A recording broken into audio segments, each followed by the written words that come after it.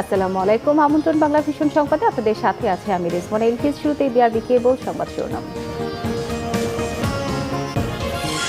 বঙ্গবন্ধুর ভাস্কর্য ভাঙচুরে হুকুমের অভিযোগে খালেদা জিয়া, তারেক ও ফখরুলের বিরুদ্ধে মামলা, আদালতের আদেশ কাল।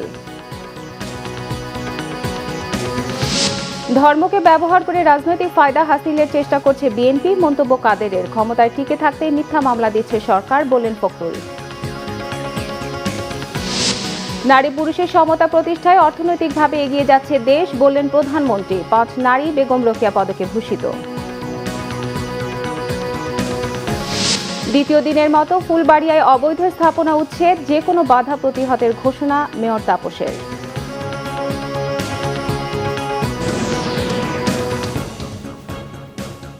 দেখছিলেন বিআরবি কেবল সংবাদ শিরোনাম, এবার বিস্তারিত। বঙ্গবন্ধু শেখ মুজিবুর রহমানের ভাস্কর্য ভাঙচুরের অভিযোগে মামলা করা হয়েছে বিএনপি চেয়ারপারসন বেগম খালেদা জিয়া, তারেক রহমান ও মির্জা ফখরুল ইসলাম আলমগীরের বিরুদ্ধেও। তাদেরকে হুকুমের আসামি উল্লেখ করে মহানগর হাকিম সত্যব্রত শিকদারের আদালতে মানহানির নালিশি মামলাটি করেছেন জননেত্রী পরিষদের প্রেসিডেন্ট এবি সিদ্দিকী। তার সঙ্গে হেফাজতে ইসলামের আমির জুনায়েদ বাবুনগরী ও যুগ্ম মহাসচিব মাওলানা মামুনুল হক এবং ইসলামী আন্দোলন বাংলাদেশের নায়েবে আমির সৈয়দ ফয়জুল করিমকেও করা হয়েছে। আগামীকাল এই মামলার ব্যাপারে আদেশ দেবে আদালত। গেল সোমবার ঢাকা মেট্রোপলিটন আদালতে হেফাজতে ইসলামের আমির জুনায়েদ বাবুনগরী ও যুগ্ম মহাসচিব মাওলানা মামুনুল হক এবং ইসলামী আন্দোলন বাংলাদেশের নায়েবে আমির সৈয়দ ফয়জুল করিমের বিরুদ্ধে রাষ্ট্রদ্রোহের অভিযোগে 2টি মামলা করা হয়। একদিন পর বুধবার তাদের 3 জন সহ হুকুমের আসামি করা হয় বেগম খালেদা জিয়া, তারেক রহমান ও মির্জা ফখরুল ইসলাম আলমগীরকেও। মামলার এজাহারে বলা হয়েছে, সম্প্রতি বঙ্গবন্ধু শেখ মুজিবুর রহমানের ভাস্কর্য ভাঙচুরের পেছনে উস্কানি রয়েছে খালেদা, তারেক ও মির্জা ফখরুলের। 3 জনের উস্কানি ও ইন্ধনেই দেশে সৃষ্ট অপ্রীতিকর পরিস্থিতি সামনে আরো ভয়ঙ্কর হতে পারে বলে অভিযোগ মামলার বাদীর। হেফাজতে ইসলাম যখন শাপলা চক্করে এত বড় জমায়েত করিয়ে, তখন খালেদা জিয়া তার বক্তব্যে কি বলেছিল যে সকাল 6টা পর্যন্ত শেখ হাসিনার ক্ষমতা আছে, থাকবে না, তোমরা কাজ চালিয়ে যাও। তারা এদেরকে হুকুম দিয়ে এগুলি করাইতেছে, হুকুমের আসামি থেকে উস্কানি দিতেছে, হুকুম দিতেছে, এই ভাস্কর্য চালাই যাও। আসামিদের বিরুদ্ধে দ্রুত ব্যবস্থা নিতে আদালতের প্রতি আহ্বান জানান বাদীর আইনজীবী। তো বঙ্গবন্ধুর ছবি ভাঙচুর হচ্ছে, এই মুহূর্তে আমরা চুপ থাকতে পারি না। আসামিদের বিরুদ্ধে আমরা গ্রেফতারি পরোয়ানা চেয়েছি। জাতির জনক বঙ্গবন্ধু শেখ মুজিবুর রহমানের ভাস্কর্যের বিরোধিতা করে সাম্প্রতিক সময়ে নানামুখী বক্তব্য দিয়েছেন হেফাজতে ইসলাম ও ইসলামী আন্দোলন বাংলাদেশের নেতারা। শুক্রবার রাতে কুষ্টিয়াতে ভাঙা হয়েছে বঙ্গবন্ধুর ভাস্কর্য, গ্রেফতার করা হয়েছে কয়েকজনকে। জিয়া খান, বাংলা ভিশন, ঢাকা। ক্ষমতার মোহে অন্ধ হয়ে বিএনপি ধর্মকে ব্যবহার করে রাজনৈতিক ফায়দা হাসিলের চেষ্টা করছে বলে মন্তব্য করেছেন আওয়ামী লীগের সাধারণ সম্পাদক ওবায়দুল কাদের। ভাস্কর্য ইস্যুতে দলের অবস্থান পরিষ্কার করতে বিএনপি মহাসচিব মির্জা ফখরুলের প্রতি আহ্বান জানিয়েছেন তথ্যমন্ত্রী ডক্টর হাসান মাহমুদ। নিজের সরকারি বাসভবনে নিয়মিত ব্রিফিংয়ের অংশ হিসেবে চলমান পরিস্থিতি নিয়ে কথা বলেন আওয়ামী লীগ সাধারণ সম্পাদক ওবায়দুল কাদের। এ সময় তিনি বলেন, বঙ্গবন্ধুর ভাস্কর্য হোক, তা মনে মনে বিএনপিও চায় না। এদেশের মুক্তিযুদ্ধের চেতনা, সাংস্কৃতিক ঐতিহ্য নিয়ে যখন প্রতিক্রিয়াশীল চক্র চ্যালেঞ্জ ছুড়ে দিয়েছে, তখনও বিএনপি প্রকাশ্যে কথা বলতে চায় না। কারণ আমরা জানি বঙ্গবন্ধুর নামে ভাস্কর্য, এটা মনে মনে তারাও পছন্দ করে না। জাতীয় প্রেস ক্লাবে আয়োজিত এক অনুষ্ঠানে প্রধান অতিথির বক্তব্যে তথ্যমন্ত্রী ডক্টর হাসান মাহমুদ বলেন, ভাস্কর্য ইস্যুতে চলমান সাম্প্রদায়িক আন্দোলনের উস্কানিদাতা হিসেবে বিএনপিকে জনগণের কাঠগড়ায় দাঁড়াতে হবে। মির্জা ফখরুল ইসলাম আলমগীর সাহেবকে প্রশ্ন করা হয়েছিল যে ভাস্কর্য নিয়ে আপনার কি বক্তব্য। ফখরুল ইসলাম আলমগীর সাহেব বললেন, এটি আমার কাছে কোনো ইস্যু নয়, সারা দেশ উত্তাল, ওনার কাছে ইস্যু নয়। ওনার কাছে ইস্যু হচ্ছে তারেক রহমানকে কিভাবে, যাবজ্জীবন কারাদণ্ডপ্রাপ্ত আসামি তারেক রহমানকে কিভাবে দেশে ফেরত আনা যায়, আর দুর্নীতি দায়ে শাস্তিপ্রাপ্ত বেগম খালেদা জিয়ার মুক্তি কিভাবে করা যায়। এদিকে বঙ্গবন্ধু ভাস্কর্যের অবমাননার প্রতিবাদে রাজধানীর মানিক মিয়া এভিনিউতে মানববন্ধন করে বঙ্গবন্ধু কৃষিবিদ পরিষদ। এ সময় আওয়ামী লীগের যুগ্ম সাধারণ সম্পাদক আফম বাহাউদ্দিন নাসিম বলেন, স্বাধীনতা বিরোধী ও উগ্র সাম্প্রদায়িক গোষ্ঠীকে আর বাড়তে দেয়া যাবে না। এরা বাড়তে বাড়তে অনেক বেড়েছে। আজকে যে অবস্থায় দাঁড়িয়েছে, এই অবস্থায় দাঁড়িয়ে আমরা বলতে চাই পরিষ্কার ভাষায়, এদেরকে আর বাড়তে দেওয়া যায় না। এদেরকে কোনো ক্রমেই আর এগিয়ে যাওয়ার পথে আমরা কোনো ধরনের সুযোগ দেব না। স্বাধীনতা বিরোধী শক্তি দেশকে অস্থিতিশীল করে ক্ষমতায় আসার চেষ্টা করছে বলে অভিযোগ করেন বাহাউদ্দিন নাসিম। মুহিবুল্লাহ মুহিব, বাংলা ভিশন, ঢাকা। বিএনপি মহাসচিব মির্জা ফখরুল ইসলাম আলমগীর বলেছেন, সরকার গণতন্ত্রকে ভয় পায় বলেই মিথ্যা মামলা দিয়ে রাজনৈতিক ফায়দা লুটে ক্ষমতায় টিকে থাকতে চায়। বুধবার বিকেলে ঠাকুরগাঁও শহরে নিজ বাসভবনে সাংবাদিকদের প্রশ্নের জবাবে তিনি একথা বলেন। ভাস্কর্য বিরোধী বক্তব্য ও সহযোগিতার অভিযোগে মামলা প্রসঙ্গে বিএনপির মহাসচিব মির্জা ফখরুল ইসলাম আলমগীর বলেন, বিরোধী দলের নেতাদের মামলায় রাখা এবং তাদের নিশ্চিহ্ন করতেই এটি আওয়ামী লীগের পরিকল্পিত প্রচেষ্টা। সরকারকে স্বৈর সরকার আখ্যা দিয়ে মির্জা ফখরুল বলেন, এ সরকারের সময় ঘনিয়ে আসছে, জনগণ এখন প্রস্তুত রয়েছে জানিয়ে বড় ধরনের আন্দোলনের মাধ্যমে সরকারের পতনের হুঁশিয়ারি দেন বিএনপি মহাসচিব।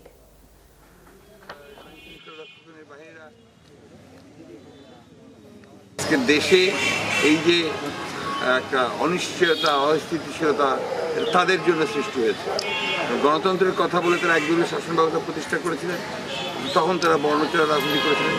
আজকেও তারা বলছেন গণতন্ত্রের কথা মুখে, কিন্তু তারা সম্পূর্ণভাবে একটা ফ্যাসিস্ট একটা রেজিম চালাচ্ছেন এবং জনগণের যে গণতান্ত্রিক অধিকার তাকে হরণ করে তারা পুরোপুরি বর্ণচেরায় পরিণত হয়েছে। এগুলো হচ্ছে তাদের ওই যে প্লট, যেটা পরিকল্পনা, যে বিরোধী দলের নেতা নেত্রীদেরকে সবসময় মামলার মধ্যে রাখা।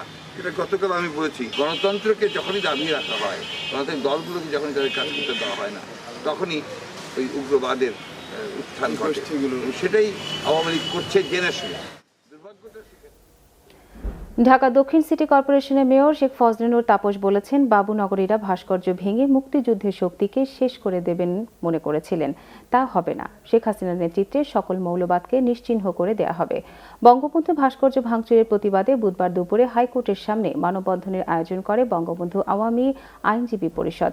এতে অ্যাটর্নি জেনারেল সহ হাইকোর্টের আইনজীবীরা অংশ নেন। প্রধান অতিথির বক্তব্যে ঢাকা দক্ষিণ সিটির মেয়র ব্যারিস্টার শেখ ফজলুর তাপস বলেন, ৭৫-এ বঙ্গবন্ধুকে হত্যা করেই তারা ক্ষান্ত হয়নি। শেখ মুজিবের ভাস্কর্য ভেঙে তারা মুক্তিযুদ্ধের শক্তিকে শেষ করে দিতে চাইছে। আগামী রবিবার থেকে সারা দেশে আইনজীবীদের নেতৃত্বে ভাস্কর্য ভাঙচুরের প্রতিবাদে মানববন্ধনের ঘোষণা দেন বঙ্গবন্ধু আওয়ামী আইনজীবী পরিষদের সদস্য সচিব ফজলুর তাপস।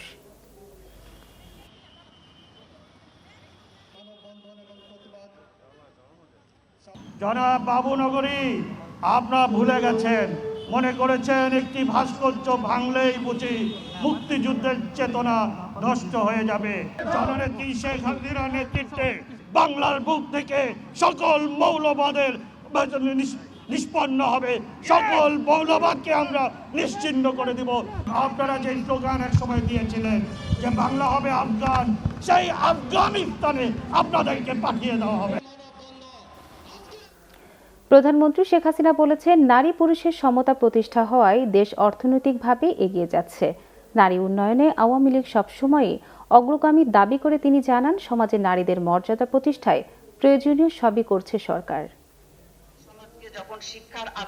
নারীদের শিক্ষা, উন্নয়ন ও ক্ষমতায়নে বিশেষ ভূমিকা রাখায় আলোকিত ৫ নারীকে বেগম রোকেয়া পদকে ভূষিত করেছে সরকার। এ উপলক্ষে আয়োজিত অনুষ্ঠানটি গণভবন থেকে ভার্চুয়ালি উদ্বোধন করেন প্রধানমন্ত্রী শেখ হাসিনা। পদক ভূষিতদের অভিনন্দন জানিয়ে প্রধানমন্ত্রী বলেন, আওয়ামী লীগ সকল নাগরিকের সম অধিকারে বিশ্বাসী। নারী উন্নয়নে সরকারের নেয়া নানা পদক্ষেপের কথাও তুলে ধরেন তিনি। আজকে বাংলাদেশ যে এগিয়ে যাচ্ছে সারা বিশ্বের কাছে, অর্থনৈতিকভাবে অগ্রগতি হচ্ছে, দারিদ্র্য বিমোচন হচ্ছে, আমরা এই সমাজে যেহেতু আমরা নারী পুরুষ সকলের সমান অধিকার নিয়ে তারা তাদের কাজ করতে পারে, সেই সুযোগটা সৃষ্টি করেছি বলেই কিন্তু বাংলাদেশ এগিয়ে যাচ্ছে। নারীদের নিজ যোগ্যতায় সমাজে জায়গা করে নেয়ার পরামর্শ দেন প্রধানমন্ত্রী। বলেন, এজন্য জ্ঞান বিজ্ঞানের শিক্ষা অর্জনের পাশাপাশি নিতে হবে প্রযুক্তিগত প্রশিক্ষণ। কর্মসংস্থানের ক্ষেত্রে মেয়েদের কর্মসংস্থানের জন্য তাদের ট্রেনিংয়ের ব্যবস্থা, বিশেষভাবে ট্রেনিং দেওয়া, তাদেরকে যেমন পলিটেকনিকে তাদের আলাদাভাবে ব্যবস্থা করা এবং বিভিন্ন ট্রেডে তারা যেন ট্রেনিং নিয়ে নিজের পায়ে দাঁড়াতে পারে, নিজের কাজ করতে পারে, তাতে যেমন পরিবারের সচ্ছলতা আসবে, আমাদের সমাজের জন্য ভালো, দেশের জন্য ভালো, দেশও দারিদ্র্যমুক্ত হবে। সেই লক্ষ্য নিয়ে আমরা কিন্তু ব্যাপকভাবে কাজ করে যাচ্ছি।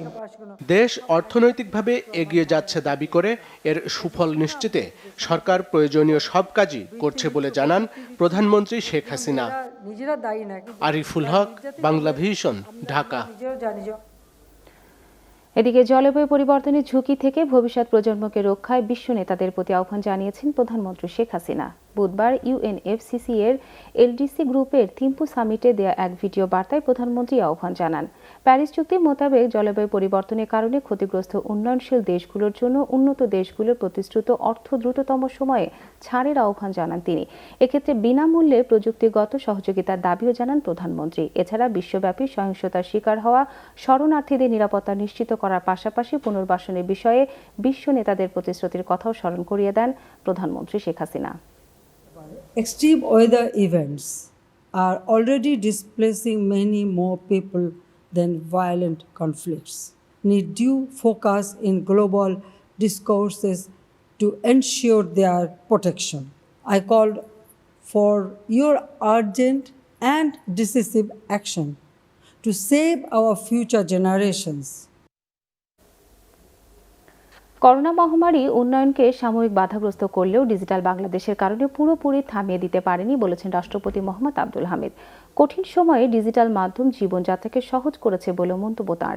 বুধবার রাজধানী আগারগাঁও ফিল্ম আর্কাইভ ভবনে ডিজিটাল ওয়ার্ল্ড 2020 প্রদর্শনী উদ্বোধনী অনুষ্ঠানে ভার্চুয়ালি যুক্ত হয়ে এসব কথা বলেন রাষ্ট্রপতি। দক্ষ জনবল গড়ে তুলতে প্রশিক্ষণের ওপর গুরুত্ব আরোপ করেন রাষ্ট্রপতি। ফ্রিল্যান্সিং পেশায় ছেলেদের পাশাপাশি মেয়েদের এগিয়ে নিতে উদ্যোগের আহ্বান জানান তিনি। আইসিটি বিভাগ আয়োজিত সোশ্যালি ডিস্ট্যান্সড ডিজিটালি কানেক্টেড শিরোনামের এই প্রদর্শনী চলবে 11 ডিসেম্বর পর্যন্ত।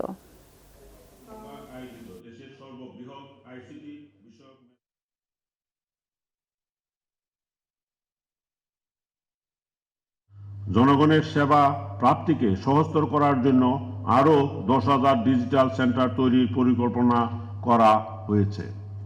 এতে আগামী 2041 সালের মধ্যে বাংলাদেশ একটি উন্নত ও সমৃদ্ধশালী দেশ হিসেবে পৃথিবীর মানচিত্রে স্থান করে নিতে সক্ষম হবে বলে আমার বিশ্বাস। প্রধানমন্ত্রী কার্যালয়ে বার্ষিক প্রতিবেদনে মোড়ক উন্মোচন করেছেন প্রধানমন্ত্রী শেখ হাসিনা। বুধবার গণভবনে এর উদ্বোধন করেন তিনি। প্রধানমন্ত্রী কার্যালয়ে মুখ্য সচিব আহমেদ কায়কাউস সহ বিভিন্ন বিভাগের প্রধান কর্মকর্তাগণ 2019-20 সালের প্রতিবেদনটি প্রধানমন্ত্রীর কাছে হস্তান্তর করেন। বিভিন্ন বিভাগের সম্পাদিত কাজ প্রতিবেদনে লিপিবদ্ধ রয়েছে। পাশাপাশি আগামী বছরের জন্য কর্মপরিকল্পনাও রয়েছে এতে। দ্বিতীয় দিনের মতো চলে ফুলবাড়িয়ায় অবৈধ স্থাপনা উচ্ছেদ অভিযান। জানানো হয়েছে অবৈধ দোকান ভাঙার কাজ শেষ না হওয়া পর্যন্ত চলবে এই অভিযান। এদিকে অবৈধ স্থাপনা উচ্ছেদে যত বাধাই আসুক প্রতিহত করার ঘোষণা দিয়েছেন ঢাকা দক্ষিণ সিটির মেয়র ব্যারিস্টার শেখ ফজলে নূর তাপস। ঢাকা দক্ষিণ সিটি কর্পোরেশন এলাকায় ফুলবাড়িয়া মার্কেটে মঙ্গলবার থেকে শুরু হয় অবৈধ স্থাপনা উচ্ছেদে অভিযান। 911টি স্থাপনা চিহ্নিত করে প্রথম দিন ভাঙা হয় 200-রও বেশি। অভিযানের দ্বিতীয় দিনেও ভাঙা হয় সমপরিমাণ দোকান। সিটি কর্পোরেশনের এমন সিদ্ধান্তে মাথায় হাত ব্যবসায়ীদের। আমরা তো সাধারণ মানুষ, এখন আমরা কোথায় যাব আমরা এই চিন্তাই করতেছি। মানে আমরা তো এমন না যে আমাদের কেউ আছে দলের বা কেউ আছে আমাদের বড় ভাই কেউ আছে কিছু আছে যে আমরা তাদের ধরবো, আমাদের কমিটি যাকে ধরবো তারাও এখানে নাই। এখন কোত্থেকে করব কাজ? যদি কাজের মার্কেটই এরকম অবস্থা হয় কোত্থেকে করব? কোত্থেকে সংসার চলবে? উচ্ছেদ অভিযানের নেতৃত্ব দেয়া ম্যাজিস্ট্রেট বলছেন ব্যবসায়ীদের দাবির বিষয়টি বিবেচনা করা হবে। ওনারা যে কাগজপত্র দেখাচ্ছেন এই কাগজপত্রের গ্রহণযোগ্যতা আপনারা তার মাধ্যমে ইনশিওর হতে পারবেন। যাচাই বাছাই করবেন এদের? জি অবশ্যই। আমরা বলেছি যে আপনারা কাগজপত্র নিয়ে এবং অভিযোগগুলো নিয়ে আপনারা এই ক্ষমতা আসেন, আমরা এগুলি যাচাই বাছাই করে আমরা যদি আমাদের কোনো কর্মকর্তা কর্মচারী জড়িত থাকে আমরা তাদের বিরুদ্ধে ব্যবস্থা নেব। এদিকে রাজধানীর বাসাবো ও আদি বুড়িগঙ্গা খাল পরিদর্শন শেষে সাংবাদিকদের প্রশ্নের জবাবে দক্ষিণের মেয়র ব্যারিস্টার শেখ ফজলে নূর তাপস বলেছেন, অবৈধ স্থাপনা বা অবকাঠামো উচ্ছেদের ক্ষেত্রে কোনো আপোষ করা হবে না। ভালো কাজ করতে গেলে বাধা আসবেই, কিন্তু আমরা সেই দৃঢ়তা এবং সংকল্প নিয়ে এই কার্যক্রমে আরম্ভ করেছি। আমরা আশাবাদী ইনশাআল্লাহ অচিরেই ঢাকাবাসীকে একটি সুন্দর ঢাকা আমরা উপহার দিতে পারবো। বুড়িগঙ্গা চ্যানেল জুড়ে হাতিরঝিলের মতো নান্দনিক পরিবেশ তৈরি করা হবে বলেও জানান ঢাকা দক্ষিণের mayor barrister Sheikh Fazle Noor Taposh. Riyad Talukdar, Bangla vision, Dhaka. রাষ্ট্রায়ত্ত 6টি চিনিকল বন্ধের প্রতিবাদে জাতীয়তাবাদী শ্রমিক দলকে জাতীয় প্রেস ক্লাবের সামনে মানববন্ধন করতে দেয়নি পুলিশ। বেলা 11টার দিকে রাষ্ট্রায়ত্ত চিনিকল বন্ধের প্রতিবাদে মানববন্ধন করতে জাতীয় প্রেস ক্লাবের সামনে অবস্থান নেন বিএনপির সহযোগী সংগঠন শ্রমিক দলের নেতাকর্মীরা। এ সময় পুলিশ তাদের বাধা দেয়। অনুমতি না থাকায় মানববন্ধন করা যাবে না বলে জানিয়ে দেয়া হয়। পরে পুলিশি বাধার প্রতিবাদে পদযাত্রা করে শ্রমিক দলের নেতাকর্মীরা বিজয়নগরের শ্রম ভবনের সামনে যান। সেখানে সংক্ষিপ্ত জমায়েতে বিএনপি সাংগঠনিক সম্পাদক সৈয়দ ইমরান প্রিন্স বলেন, দেশের অসহায় চিনিকল শ্রমিকদের ন্যায্য দাবির পক্ষে মানববন্ধন করতে চাইলে পুলিশ তা করতে দেয়নি। এর তীব্র নিন্দা জানান তিনি। আখমাইরের আগে চিনিকল বন্ধ করে সরকার শ্রমজীবী মানুষের পেটে লাথি মেরেছে। অবিলম্বে বন্ধ চিনিকল খুলে দেওয়ার দাবি জানান তিনি।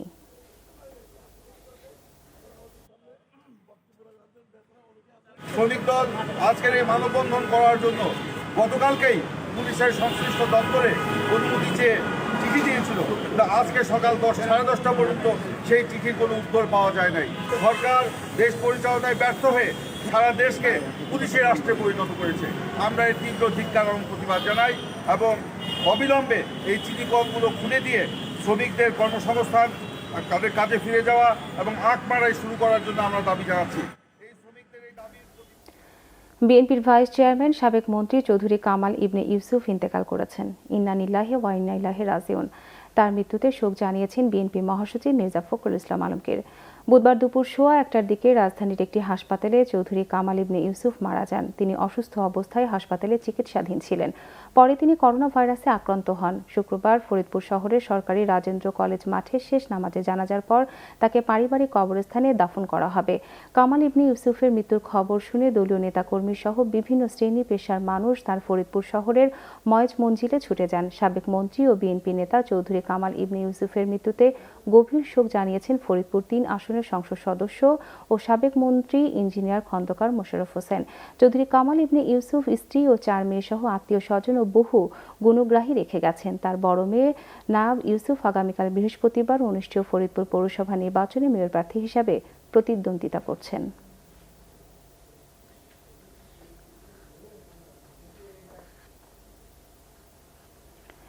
এদিকে রাজধানীর গুলশান আজাদ মসজিদে বিএনপির ভাইস চেয়ারম্যান ও সাবেক মন্ত্রী চৌধুরী কামাল ইবনে ইউসুফের নামাজে জানাজা অনুষ্ঠিত হয়েছে। বুধবার বাদ এশা গুলশান আজাদ মসজিদের স্বাস্থ্যবিধি মেনে জানাজা অনুষ্ঠিত হয়। গুলশানে এই জানাজায় মরহুমের আত্মীয় স্বজন ছাড়াও বিএনপি মহাসচিব মির্জা ফখরুল ইসলাম আলমগীর ও বিএনপি নেতা ইশরাক হোসেন সহ বিভিন্ন রাজনৈতিক দল ও সংগঠনের নেতাকর্মী এবং সমাজের বিশিষ্ট ব্যক্তিরা অংশ নেন। জানাজা শেষে চৌধুরী কামাল ইবনে ইউসুফের মরদেহে বিএনপির পক্ষ থেকে ফুল দিয়ে শ্রদ্ধা জানান দলের মহাসচিব। পরে মরহুমের আত্মার শান্তি কামনা করে মোনাজাত করা হয়।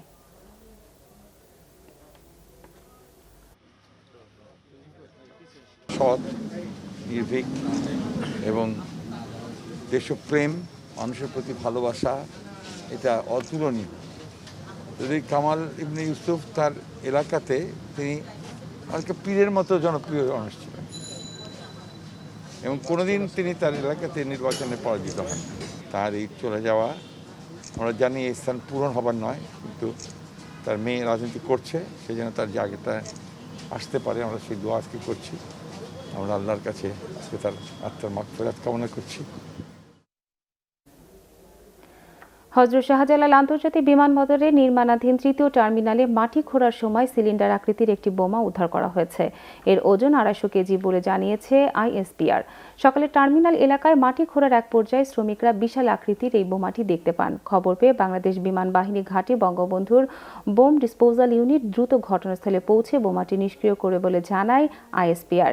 পরে নিরাপদ জায়গায় বোমাটি ধ্বংসের উদ্দেশ্যে বিমান বাহিনী ঘাঁটি পাহাড় কাঞ্চনপুরের রসুলপুর ফায়ারিং রেঞ্জে নিয়ে যাওয়া হয়। বোমাটি 1971 সালে মুক্তিযুদ্ধের সময় ভূমিতে নিক্ষেপ করা হয়েছিল বলে ধারণা করছেন বিশেষজ্ঞরা।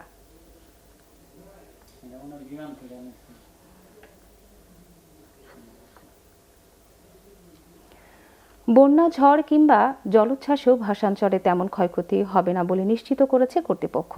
ভাসানচরে রোহিঙ্গা আশ্রয়ণ প্রকল্পের চারপাশ ঘিরে 9 ফুট উঁচু বাঁধ নির্মাণ করা হয়েছে। জরুরি আশ্রয়ের জন্য তৈরি করা হয়েছে 120টি শেল্টার। সবুজ বনায়ন কর্মসূচিও বাস্তবায়ন করা হচ্ছে। ভাষাঞ্চর থেকে ঘুরে ইমরুল কায়েসের ধারাবাহিক প্রতিবেদনের আজ ৪র্থ পর্ব। ক্যামেরায় আল মাসুম সবুজ ছিলেন।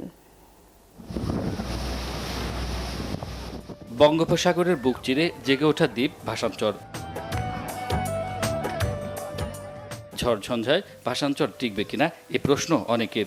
সামুদ্রিক ঝড় জলোচ্ছ্বাস থেকে ভাষাঞ্চরকে রক্ষায় নানামুখী পদক্ষেপ নিয়েছে কর্তৃপক্ষ। এখানে যে আমাদের যে তিনটা লেয়ার অফ ডিফেন্স আছে, আমাদের এমব্যাঙ্কমেন্ট আছে, আমাদের শোর প্রোটেকশন আছে, প্রত্যেকটা shelter 14 feet above the ground level. তো আমি মনে করি এটা অত্যন্ত সেফ অ্যান্ড সাউন্ড। এখানে কিন্তু অর্গানাইজ সব কিছুই আছে। ওয়ার্ল্ডে এরকম সুপরিবেশ সুব্যবস্থা আর কোথাও নেই। জ্বর ঘিরে গড়ে তোলা হয়েছে বনায়নের সবুজ বেষ্টনী। জলোচ্ছ্বাসের কবল থেকে দ্বীপবাসীদের রক্ষায় রোহিঙ্গা আশ্রয়ণ প্রকল্পে প্রস্তুত 120টি শেল্টার স্টেশন। কংক্রিটের তৈরি বেসমেন্ট বিশিষ্ট 4 তলার এসব শেল্টার স্টেশন 260 কিলোমিটার বেগের ঘূর্ণিঝড় মোকাবেলায় সক্ষম। এক একটি স্টেশনে 1000 মানুষ এবং নিচতলায় 200 গবাদি পশুকে আশ্রয় দেওয়া যাবে। বন্যা ও জলোচ্ছ্বাসের জোয়ার থেকে রক্ষায় ঘরগুলোর অবস্থান ভূমি থেকে 4 ফুট উঁচুতে।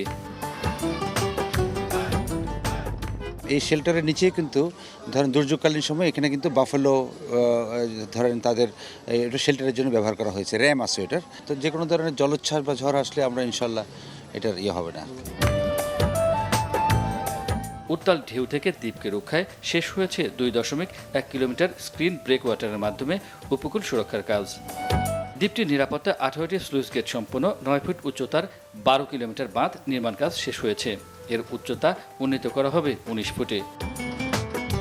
বাংলাদেশ একটি জলবায়ু ঝুঁকিপূর্ণ দেশ, ভাষাঞ্চরও তার বাইরে নয়। সে কারণে কর্তৃপক্ষ এই ভাষাঞ্চরকে স্থায়িত্ব দিতে এর চারপাশ ঘিরে বাঁধ দিয়েছে। এই বাঁধের ফলে এখানে বন্যার ঝড় জলোচ্ছ্বাস যাই হোক তাতে কোনো ধরনের ক্ষতি হবে না। ইমরুল কায়েস, বাংলা ভিশন, ভাষাঞ্চর।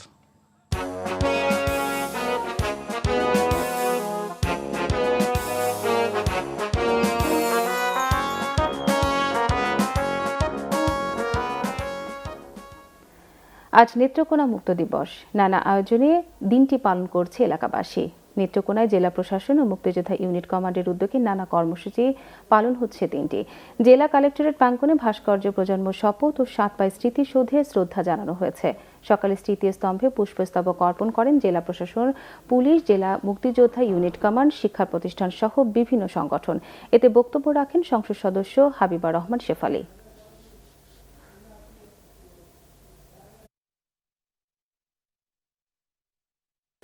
বঙ্গবন্ধু ভাস্কর্য অবমাননা ও উগ্র সাম্প্রদায়িক গোষ্ঠীর অপপ্রচারের প্রতিবাদে দেশের বিভিন্ন জায়গায় মানববন্ধন হয়েছে। বঙ্গবন্ধু ভাস্কর্য ভাঙচুরের প্রতিবাদে বিক্ষোভ মিছিল হয়েছে কুষ্টিয়া শহরে। এ সময় বঙ্গবন্ধু ভাস্কর্য ভেঙে ফেলার হুমকিদাতারা চিহ্নিত রাজনৈতিক মোল্লা বলে মন্তব্য করেন জাসদ সভাপতি হাসানুল হক ইনু। জাতির জনক বঙ্গবন্ধু ভাস্কর্যে আঘাতকারীদের কঠোর হাতে দমন ও আইনের আওতায় এনে দৃষ্টান্তমূলক শাস্তির দাবিতে মানববন্ধন করেছে মুক্তিযোদ্ধা লীগ নরসিংদী জেলা শাখা। জেলা প্রেস ক্লাবের সামনে রাস্তায় মানববন্ধনে মুক্তিযোদ্ধা লীগ নরসিংদী জেলা শাখার সভাপতি মনসুর আহমেদ, সাধারণ সম্পাদক মোহাম্মদ শামসুদ্দিন, বাংলাদেশ মুক্তিযোদ্ধা লীগ রায়পুরা উপজেলা সভাপতি হুমায়ুন কবির গফুর, মহিলা লীগ সভাপতি শায়েস্তা আক্তার সহ সহযোগী সংগঠনগুলোর নেতাকর্মীরা উপস্থিত ছিলেন। চট্টগ্রামে বিক্ষোভ সমাবেশ করেছে মহানগর আওয়ামী লীগ। মহানগর আওয়ামী লীগ সভাপতি মাহতাবউদ্দিন চৌধুরীর সভাপতিত্বে বিকেলে মহানগরীর আন্দুরকিল্লা মোড়ে সমাবেশে বক্তব্য রাখেন সাধারণ সম্পাদক আজমা নাসির উদ্দিন সহ অন্যান্যরা। এদিকে বঙ্গবন্ধু ভাস্কর্য ভাঙা ও অবমাননার প্রতিবাদে জড়িত দৃষ্টান্তমূলক শাস্তির দাবিতে দিনাজপুরে মানববন্ধন করেছে আওয়ামী লীগ। এছাড়া একই দাবিতে ঝালকাঠিতে প্রতিবাদ সভা করেছে মুক্তিযোদ্ধা সংসদ জেলা শাখা। জাতির জনকের নির্মাণাধীন ভাস্কর্য ভাঙার তীব্র প্রতিবাদ জানিয়ে নোয়াখালীর কোম্পানীগঞ্জ উপজেলায় বিক্ষোভ মিছিল ও সমাবেশ হয়েছে।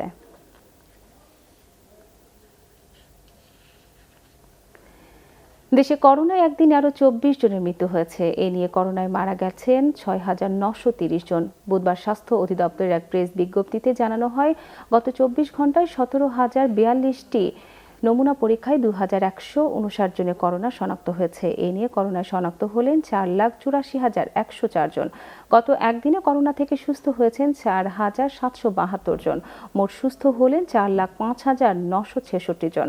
গত 24 ঘন্টায় শনাক্তের হার 12.67, সুস্থতার হার 83.86 এবং মৃত্যুর হার 1.43। মারা যাওয়া 24 জনের মধ্যে 18 জন পুরুষ এবং 6 নারী। কুয়াশা আর মেঘে ঢাকা রাজধানী সহ পুরো দেশ। আবহাওয়াবিদরা বলছেন এই পরিস্থিতি আরও 2 দিন অব্যাহত থাকতে পারে। এরপরই বাড়বে শীতের প্রকোপ। চলতি মাসে 2টি মৃদু থেকে মাঝারি শৈত্যপ্রবাহ হতে পারে বলে জানিয়েছে আবহাওয়া অধিদপ্তর। এদিকে কুয়াশার পাশাপাশি শীতের প্রকোপ রাজধানীতে কিছুটা বৃদ্ধিতে শীতের পোশাকের বিকিকিনিও বেড়েছে।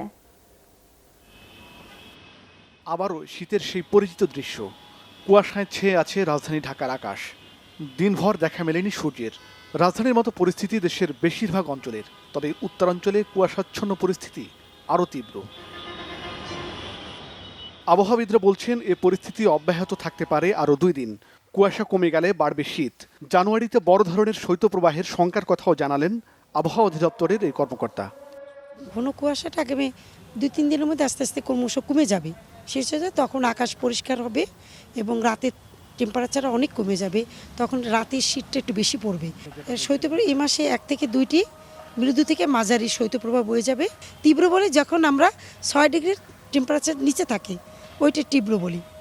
ওইটি এই মাসে সম্ভাবনা তেমন নাই, কিন্তু আগামী মাসে আসার সম্ভাবনা আছে। এদিকে ঢাকার ফুটপাতগুলো মুখর মৌসুমী পোশাক বিক্রেতাদের হাঁক ডাকে। দামে অপেক্ষাকৃত সাশ্রয়ী হওয়ায় বিভিন্ন ধরনের শীতের পোশাকের জন্য ফুটপাতগুলোয় ভিড় করছেন নানান শ্রেণীর মানুষ। আমাদের মধ্যবিত্ত বা নিম্ন মধ্যবিত্ত যাই বলেন, তারা আসলে ফুটপাতে একটা স্বাচ্ছন্দ্য বোধ করে। কিন্তু ফুটপাতে দেখা যায় দোকানগুলোতে গেলে একটু বেশি দাম নেই, এখানে একটু কমে পাওয়া যায়। গত 10 দিনের তুলনায় এখন মোটামুটি একটু ভালো আগেছে আর কি। তো শীত এখন পর্যন্ত তো পড়ে নাই, তো সেই কারণে একটু পাতলা, খুব বেশি হেভি যেন না হয় এই ধরনের ড্রেস আপ আর কি প্রেফার করছি। বিক্রেতারা বলছেন করোনাকালে পোশাকের উৎপাদন ও আমদানি কম হওয়ায় দাম অন্যবারের তুলনায় কিছুটা বেশি। মাইনুল শোভন, বাংলা ভিশন, ঢাকা।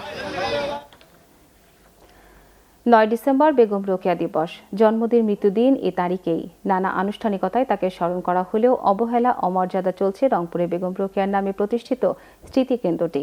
দর্শনার্থীরা ফিরে যাচ্ছেন হতাশা নিয়ে। স্মৃতিকেন্দ্রটির দিকে থাকা নিয়েও সংশয়ে স্থানীয়রা। শাহনওয়াজ জনির ক্যামেরায় রংপুর থেকে জুয়েল আহমেদের রিপোর্ট। বরাবরের মতো এবারও পরিষ্কার পরিচ্ছন্ন করা হচ্ছে রোকেয়ার স্মৃতিকেন্দ্রটি। নারী শিক্ষার ক্ষেত্রে তৎকালীন সামাজিক পারিবারিক কঠোর অনুশাসনের মাঝেও জ্ঞান অর্জনের অদম্য অনুরাগ বেগম রোকেয়াকে করেছিল নারী জাগরণের অগ্রদূত। এই মহিষীর জন্মবাড়িটিতে 1997 সালে তৈরি করা হয় স্মৃতিরক্ষা কেন্দ্র, যার এখন ভগ্নদশা। আগ্রহ নিয়ে দেশের বিভিন্ন প্রান্ত থেকে দর্শনার্থীরা স্মৃতিকেন্দ্রে এলেও ফিরছেন হতাশা নিয়ে। বাংলা একাডেমির দেখভালের দায়িত্ব নিলেও এখানে নেই কোনো কর্মকর্তা। পাঠ্য বইতে পড়েছে বেগম রোকেয়া সম্পর্কে, ওদেরকে একটু বাস্তব যে তার এখানে একটা জন্মভূমি, জন্মস্থান, হ্যাঁ, এটা মানে সশরীরে দেখার জন্য নিয়ে এসেছি। যে প্রতিষ্ঠানটি এই রংপুর অঞ্চলে আলো জ্বালাবার একটা প্রতিষ্ঠান হতে পারত, সেটা আজকে দিন দিন অন্ধকারের দিকে ধাপিত হচ্ছে। 9 ডিসেম্বর যখন চলে যায় তারপর আর বেগম রোকেয়া সাখাওয়াত হোসেনকে নিয়ে আর ভাবা হয় না। উন্নয়নমূলক অনেক কর্মকাণ্ডর আশ্বাস আমরা পাই ঠিকই, কিন্তু বাস্তবে সেটা আসলে পরিলক্ষিত হয় না। বরেণ্য এই নারীর স্মৃতি বাঁচিয়ে রাখতে নেই কোনো কার্যকর পদক্ষেপ, অভিযোগ রোকেয়া অনুরাগীদের। রোকেয়া সাখাওয়াত হোসেনের স্মৃতিকে বাঁচিয়ে রাখার জন্য আমাদের তৎপরতা খুবই কম। নতুন উদ্যমে এর কার্যক্রম শুরুর কথা জানালেন জেলা প্রশাসক। আমাদের মাননীয় সংসদ সদস্য এবং আমরা জেলা প্রশাসনের পক্ষ থেকে কিন্তু আমরা এই বিষয়টি আমরা মন্ত্রণালয় এবং বাংলা একাডেমিকে অভিহিত করেছি। 1880 সালের 9 ডিসেম্বর পায়রাবন্দের জমিদার পরিবারে জন্ম এই মহিষীর। 1932 সালের এ তারিখেই ভারতের ভগলপুরে শেষ নিঃশ্বাস ত্যাগ করেন বেগম রোকেয়া। নারীদের আবদ্ধ সমাজ থেকে স্বাভাবিক জীবনে এনেছিলেন রোকেয়া সাখাওয়াত হোসেন। তার জন্মভূমিতে রয়েছে অনেক স্মৃতি, কিন্তু পরিকল্পিত উদ্যোগ না নেয়ায় তা যেন দিন দিন ক্ষয়ে যাচ্ছে। জুয়েল আহমেদ, বাংলা ভিশন, পায়রাবন্দ, মিঠাপুকুর, রংপুর। নানা কর্মসূচিতে দেশের বিভিন্ন জায়গায় পালন হয়েছে আন্তর্জাতিক নারী নির্যাতন প্রতিরোধ পক্ষ ও বেগম রোকেয়া দিবস। রংপুরে মিঠাপুকুরের পায়রাবন্ধে বেগম রোকেয়ার জন্মস্থানে স্মৃতিস্তম্ভে আলোচনা সভা সহ পুষ্পার্ঘ্য অর্পণ করে জেলা প্রশাসন ও বিভিন্ন সামাজিক সাংস্কৃতিক সংগঠন। শ্রদ্ধা জানানো হয় কারমাইকেল কলেজের রোকেয়া হলে স্মৃতিস্তম্ভেও। নগরীর ইন্দামোড়ে সিটি কর্পোরেশনের অর্থায়নে নির্মিত 20 ফুট উচ্চতা সম্পন্ন রোকেয়া ভাস্কর্য আলোকবর্তিকার উদ্বোধন করেন ভাস্কর অনিক রেজা। রাজশাহীতে নগর ও মহানগর পর্যায়ে 5 ক্যাটাগরিতে 8 জয়িতাকে সংবর্ধনা দেয়া হয়। এদিকে জয়পুরহাটে বেগম রোকেয়া দিবসে 9 জয়িতাকে ক্রেস্ট ও সম্মাননা দেয়া হয়েছে। ঝিনাইদহে আলোচনা সভায় উপস্থিত ছিলেন সংসদ সদস্য খালেদা খানম। পরে 9 জয়িতাকে সম্মাননা দেয়া হয়। ফরিদপুরে দিবসটি উপলক্ষে আলোচনা সভা ও 5 জয়িতাকে সম্মাননা দেয়া হয়। বগুড়ায় 5 জয়িতাকে সম্মাননা ক্রেস্ট ও সার্টিফিকেট তুলে দেন জেলা প্রশাসক মোহাম্মদ জিয়াউল হক। নারীর প্রতি সহিংসতা প্রতিরোধে লাইট হাউসের উদ্যোগে 16 দিন ব্যাপী প্রচারণার উদ্বোধন করেন তিনি।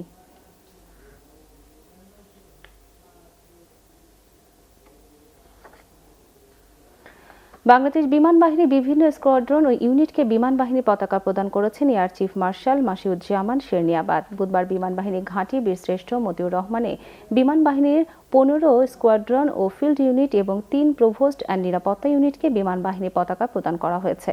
পরে দেয়া বক্তব্যে এয়ার চিফ মার্শাল মাসিউজ্জামান শেরনিয়াবাদ সবাইকে সর্বোচ্চ দেশপ্রেম ও আনুগত্যের মাধ্যমে ভীষণ 2041 বাস্তবায়নে এগিয়ে যাবার আহ্বান জানান। বিমান বাহিনীর সম্মানের প্রতীক হিসেবে প্রদান করা কালারের মর্যাদা ও সম্মান অক্ষুণ্ণ রাখতে সকলকে সচেষ্ট থাকতে বলেন বিমান বাহিনী প্রধান।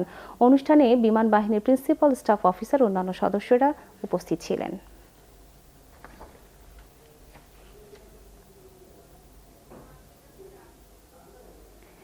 দুর্নীতি দমন কমিশন দুদক সচিব দিলওয়ার বখত বলেছেন, দুর্নীতি করে যাতে কেউ পার না পায় সে লক্ষ্যে কাজ করছে দুদক। দুর্নীতি দমন কমিশন বিটে সাংবাদিকদের সংগঠন রিপোর্টার্স এগেইনস্ট কর্পোরেশন আয়োজিত দুর্নীতি বিরোধী দিবসের কর্মসূচিতে অংশ নিয়ে দুদক সচিব এ কথা বলেন।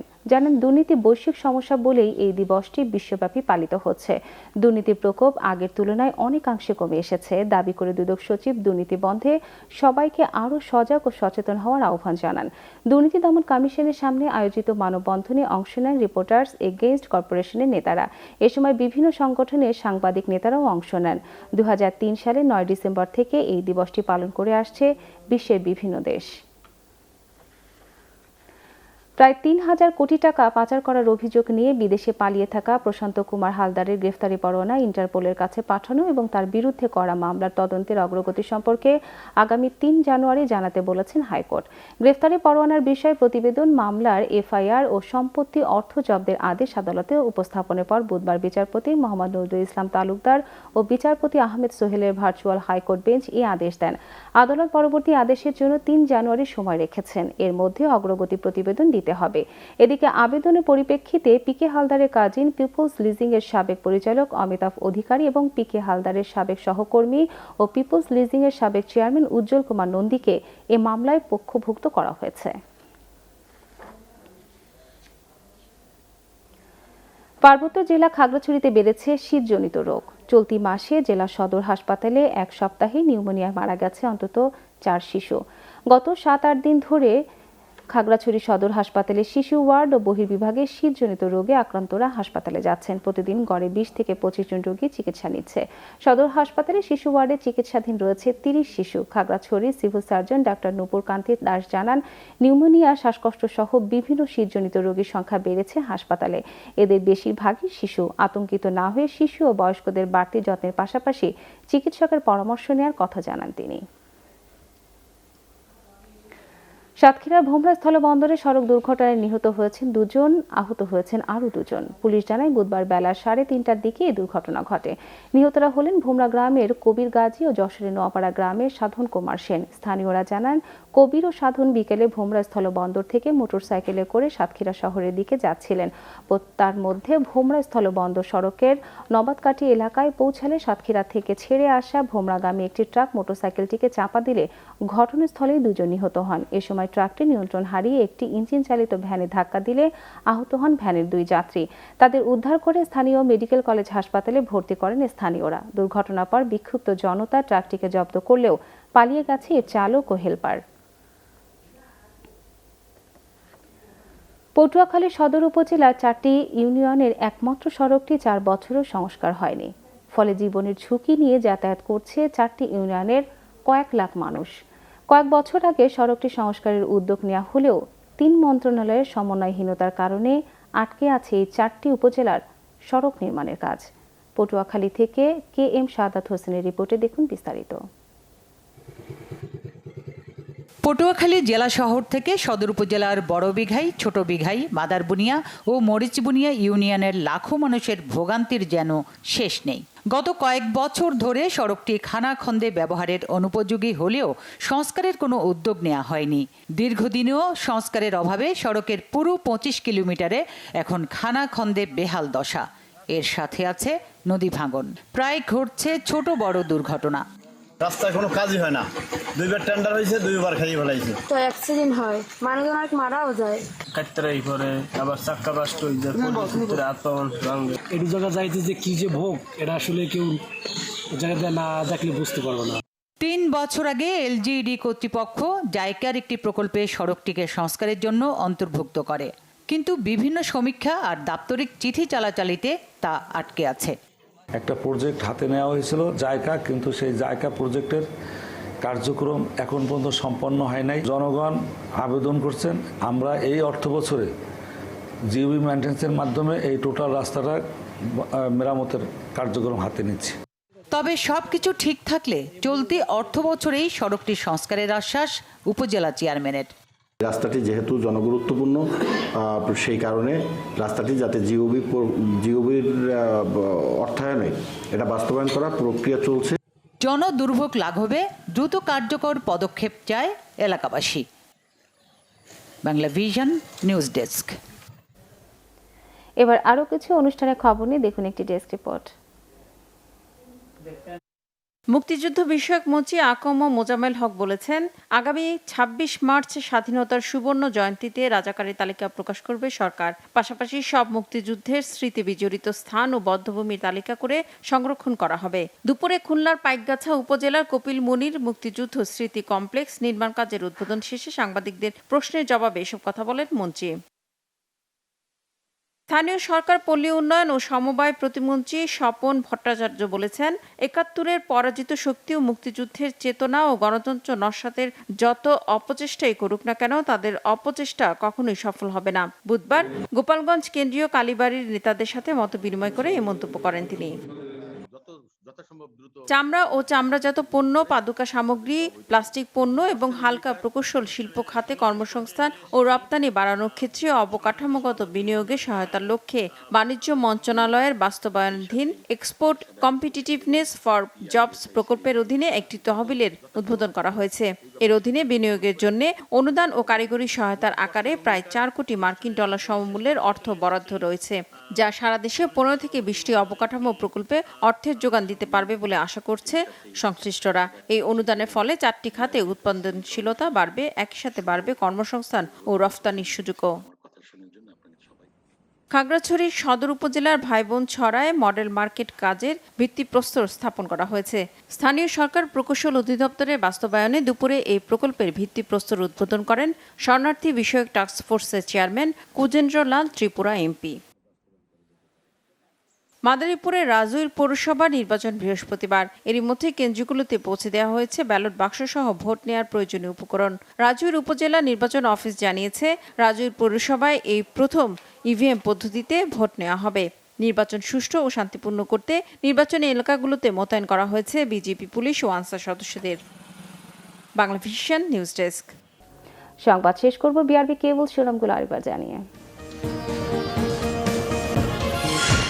বঙ্গবন্ধু ভাস্কর্য ভাঙচুরে হুকুমের অভিযোগে খালেদা জিয়া, তারেক রহমান ও মির্জা ফখরুলের বিরুদ্ধে মামলা, আদালতের আদেশ কাল।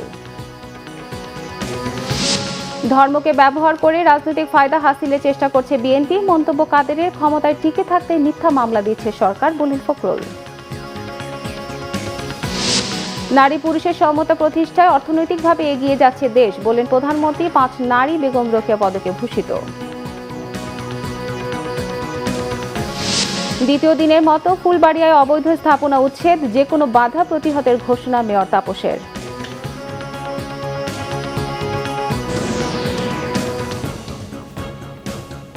এই ছিল এখনকার মতো। পরের সংবাদ রাত 1টায় দেখার আমন্ত্রণ রইল। এছাড়া বাংলা ভিশন সংবাদ ও সংবাদ সংশ্লিষ্ট অনুষ্ঠান দেখতে লগ ইন করুন facebook.com/বাংলাভিশনে এবং সাবস্ক্রাইব করুন youtube.com/বাংলাভিশন নিউজ। এতক্ষণ সঙ্গে থাকার জন্য ধন্যবাদ সবাইকে।